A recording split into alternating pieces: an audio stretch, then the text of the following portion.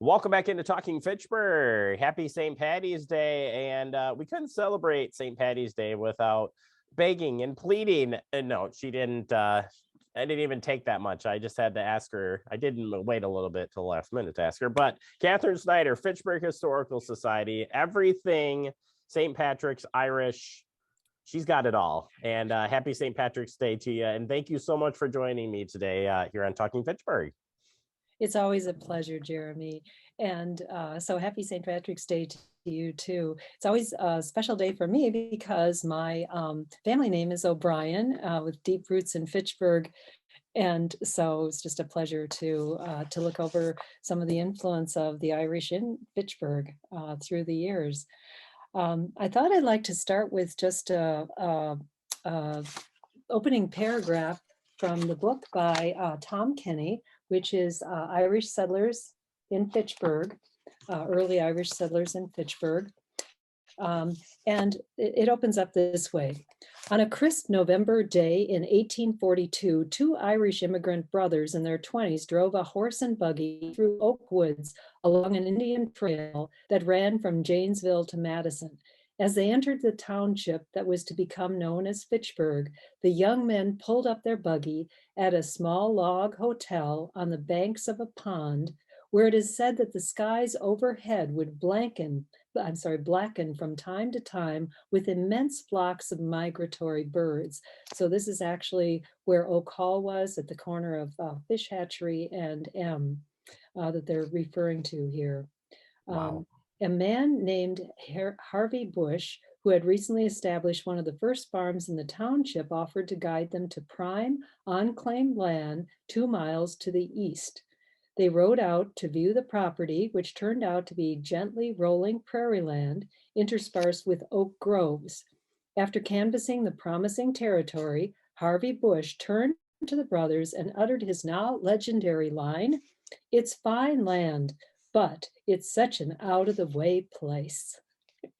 So these That's brothers awesome. were George and Dr. William Fox, and they found that land was exactly what they were looking for. So they went to the land office in Milwaukee, purchased the tract of land there, and then they came to live in Fitchburg as the first Irish settlers in June of 1843. And this area became known as the Fox Settlement in Fitchburg. And it was the beginning of the development of the Irish agricultural settlement of Fitchburg. So this would have been, the Fox property would have been very near Oregon, Wisconsin, and just on the edge where Oak Hill Correctional Facility is now. So that's where they located that first farm. So there were actually 3 Irish settlements, agricultural settlements in Fitchburg in those early days from about the 1840s through the 1860s. That first one was the Fox settlement with those 2 brothers, George and Dr. William Fox. And actually, Dr. William Fox was one of the first doctors in the region. So they came from a pretty educated, well-to-do family, actually. So their time coming there was June of 1843. Then the next settlement would have been on Irish Lane, well named. Irish Lane Appropriately settlement. named there, right? Yeah, very appropriately named, right off of Fish Hatchery Road. And that settlement was came to be in 1844, so a couple of years after the Fox settlement, but pretty early on, even pre the potato famine in Ireland, which happened from about 1848 into the early 1850s. So this preceded it with early Irish settlement. The early settlers there were the Kinney family, Andrew and his brother Michael. The Kinneys are still there on the homestead. And then a settlement grew around them.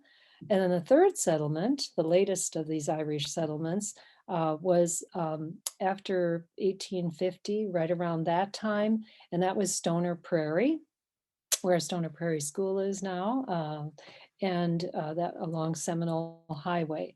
And by that time, most of those folks would be, those Irish would be immigrants who would be escaping the potato famine, which was really devastating their homeland of Ireland.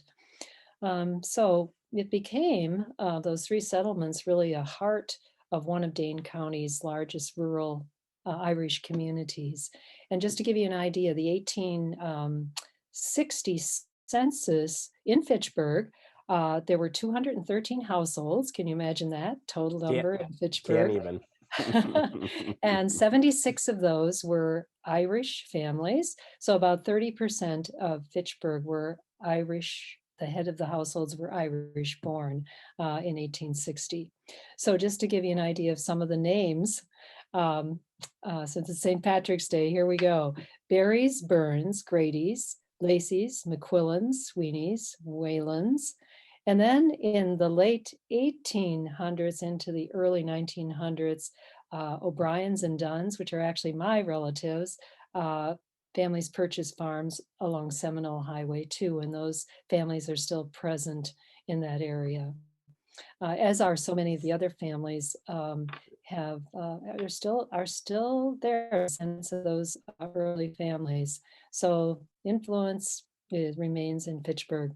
Those farms they created were passed on from generation to generation. Strong sense of family and creating, the idea of growing crops and selling them and being productive members of the community. Very strong ethic there, work ethic. And then I just wanted to say, even up to the present time, I'm saying the influence is there of the Irish. So we can see that if you drive through Fitchburg, you or walk or bike or however you're getting through Fitchburg, a means of transportation, we have the names of the roads. So you can name some of them, Jeremy, I know. Yeah, you already said Irish, and it. I'm just thinking of everything rural Fitchburg, which I think it's still interesting if you really think about it too, that most of the rural area is it represents I mean, it is Fitchburg, but it's still rural, it's still undeveloped, it's still like it was, like it's almost like it's been, I mean, we have built on it and there's certainly things have changed over the years, but I always find that fascinating that, when we're talking about the history of Fitchburg, it really is the other direction. It's not where when we're close to the Madison, where a lot of our homes are. We still got this cool rural area, and it really is the true, the Fitchburg. Not that any place isn't anywhere else. It's just when you think about, and I think about, and only because I've gotten to hear some of the stories from you.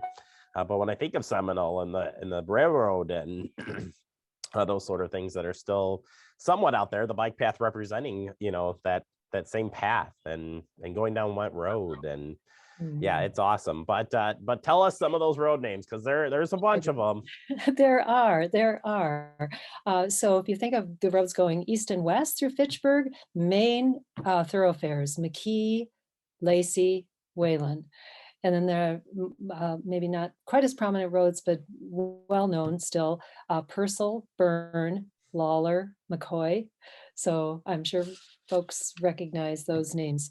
And then there are also parks, of course, that we have those Irish names maintained. So there's a Gorman Wayside, which is at the top of the hill on Fish Hatchery Road, where the City Hall used to be located many years ago. There's McGaw Park on Lacey Road, East Lacey. McKee Farm Parks, again on East McKee Road near Fish Hatchery. And there's Burnwood Park, which is also on Fish Hatchery Road. So, they those parks somewhat parallel some of the settlements also. So I think today to particularly appreciate the influence of the Irish and their contributions to Fitchburg through 180 years. That passage I read at the beginning here, as the Fox brothers were surveying the land, was in 1842. That's almost 180 years ago. So that's a strong strong influence of the Irish through the years, consistent influence. So I'm just happy to acknowledge that and a certain sense of pride of being coming from some of those, descending from some of those families. I think you appreciate it more knowing, that you're still hearing those names there, that there are still some of the families still at these farms and or been memorialized or are being remembered because of all of the different names, the parks. So it's quite an honor, and it's been an honor to have you, Catherine. Thank you so much for pulling this together for us. And I love the I can't wear green. I first off, I thought the Badgers played today, so I blew that one. But I can't wear green because I'm on a green background. So I love the green, and I love the earrings there too. So thank you so very much. Happy St. Patrick's Day, and thank you for our history and all your help. We appreciate that so much, Catherine. Oh, you're so welcome. My pleasure, Jeremy. All right, we'll take a quick break. More to come. You're watching Talking Fitchburg.